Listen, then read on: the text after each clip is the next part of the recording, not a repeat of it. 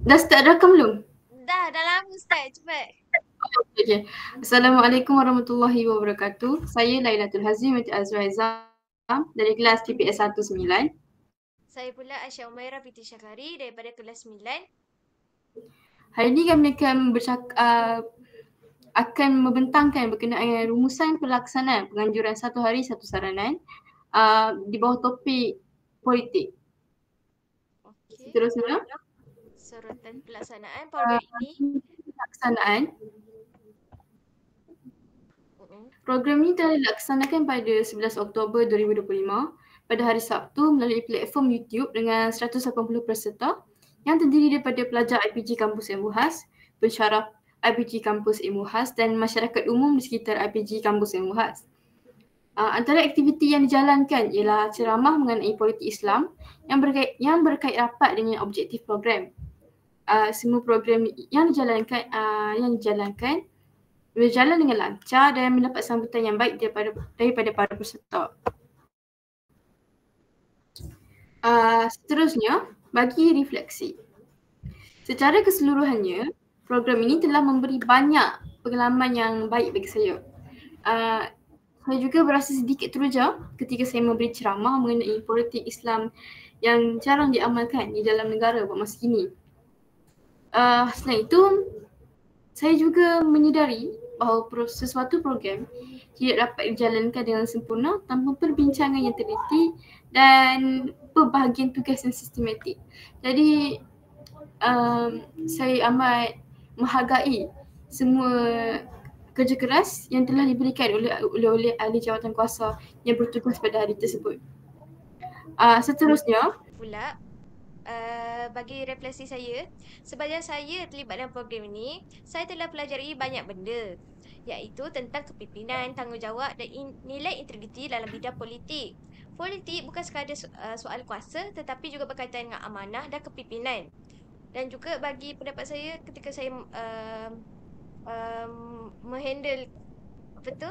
Menghandle program ni, saya rasa teruja dan juga sangat gemetar sebabnya ni kali pertama saya menghandle program tersebut.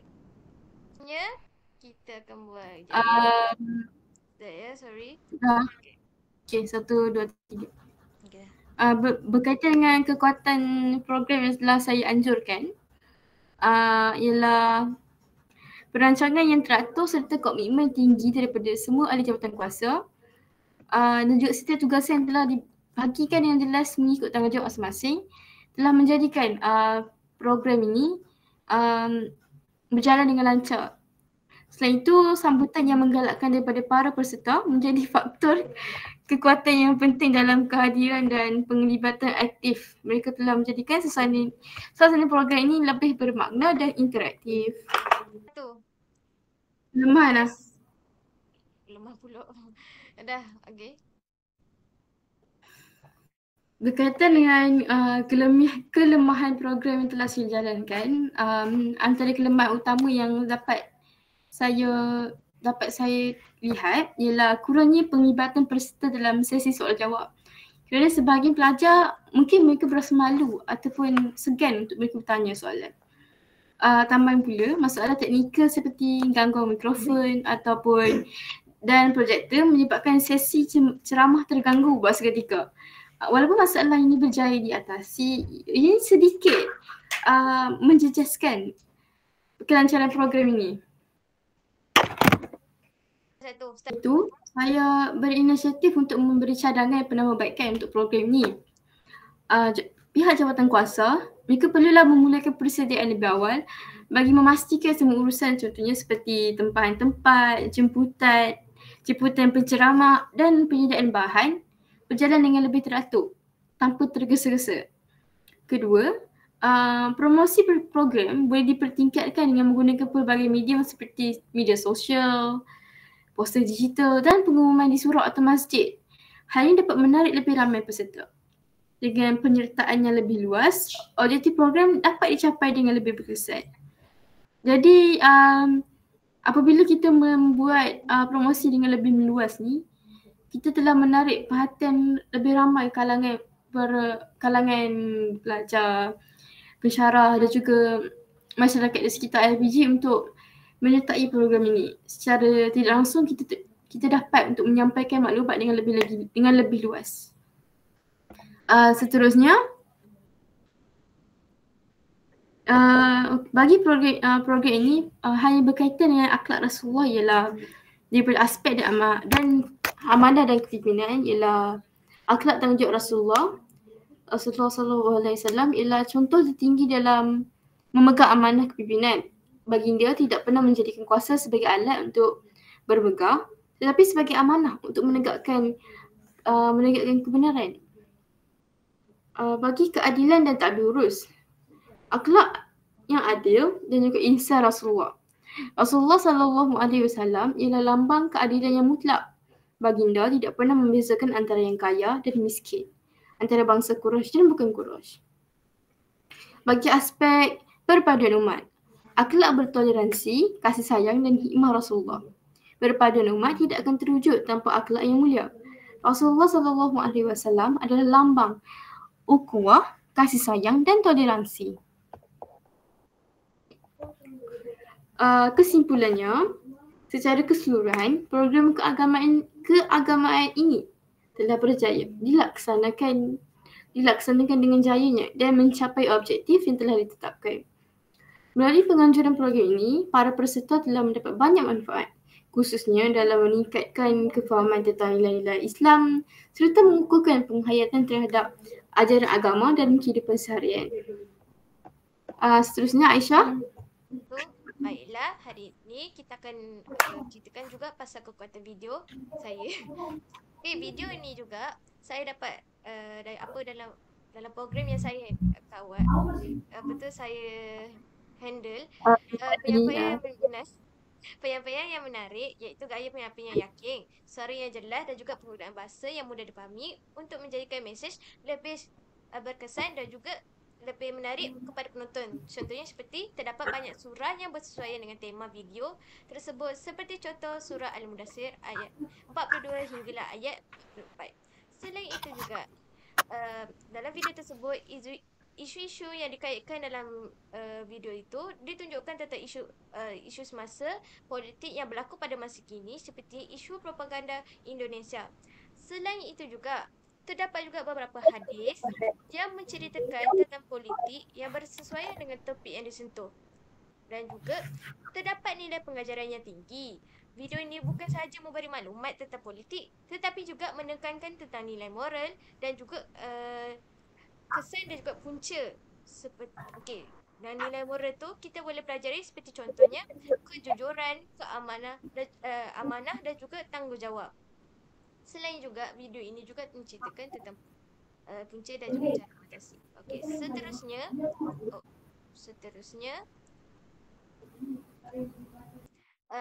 Seterusnya, apa yang saya dapati tentang kelemahan video saya, iaitu terdapat kekurangan dalam menyampaikan al-hadis tentang politik.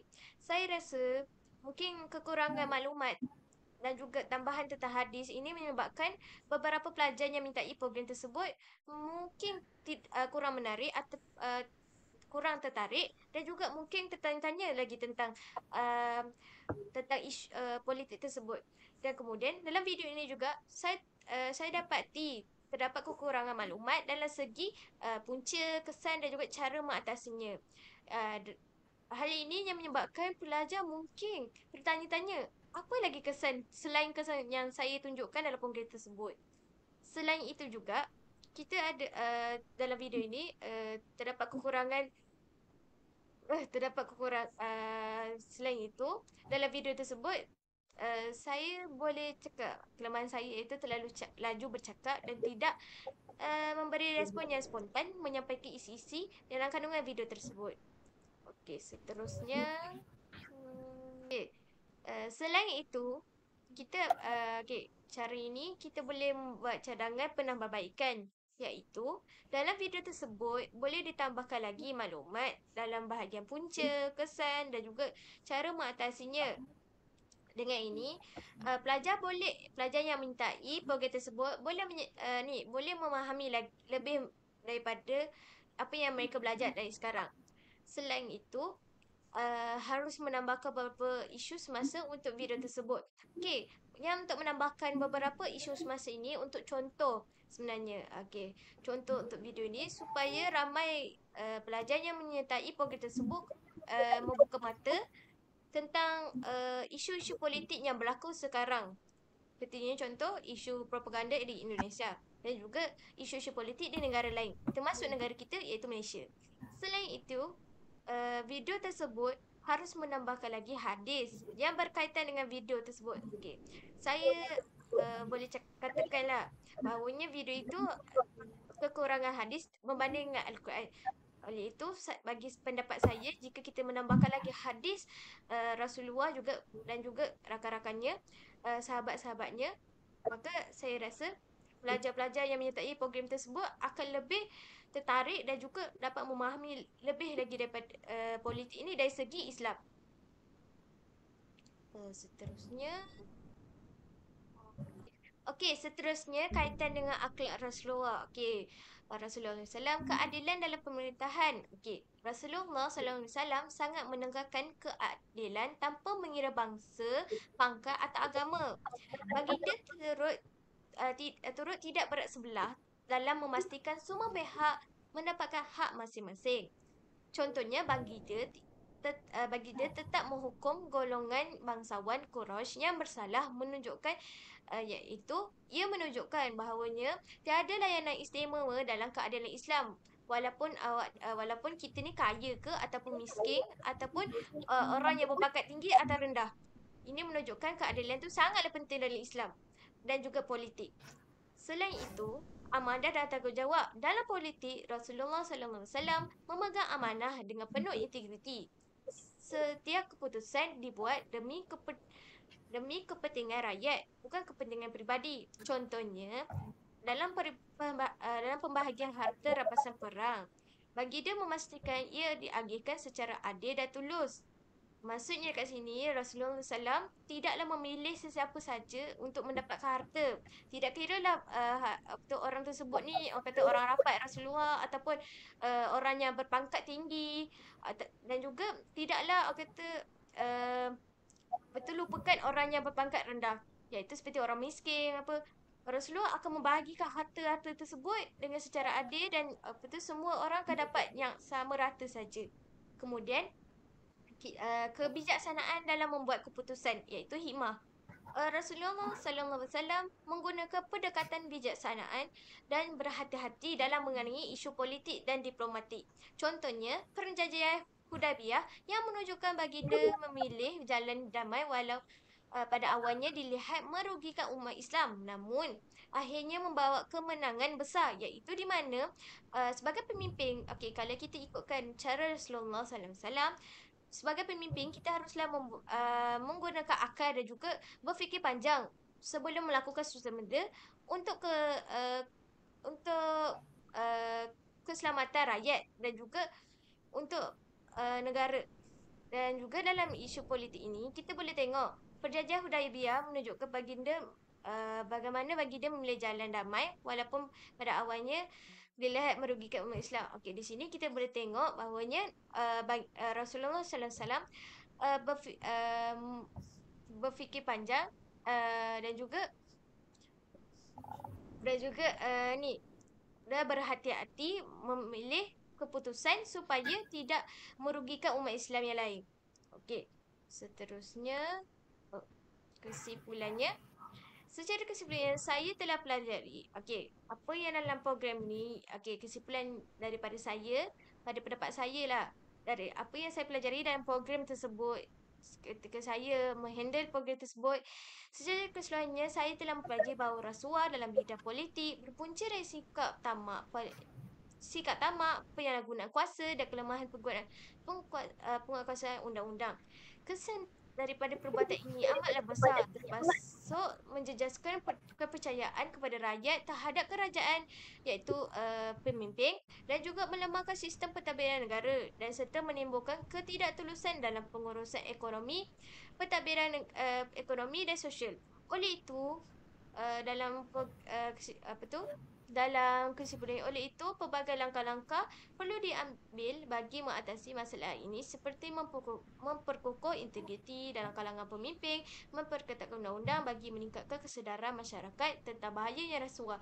Melalui penghayatan ini, akhlak Rasulullah SAW yang berasaskan kejujuran, keamanan dan juga bertanggungjawab, bidang politik dapat ditadbir dengan lebih bersih, adil dan berintegriti demi kemakmuran negara. Dan juga daripada kesimpulannya, dari pandangan para pelajar pula, program ini boleh mendatangkan banyak kesedaran dan juga banyak ilmu yang baru untuk mereka. Bahawanya mereka dapat mempelajari tentang politik tapi dalam segi Islam. Dan juga mereka dapat uh, menambah ilmu baru tentang cara untuk menghindari menjadi pemimpin yang teruk dan juga dapat mempelajari cara untuk menjadi pemimpin yang bagus. Itu saja daripada kami. Terima kasih. Sorry. Oleh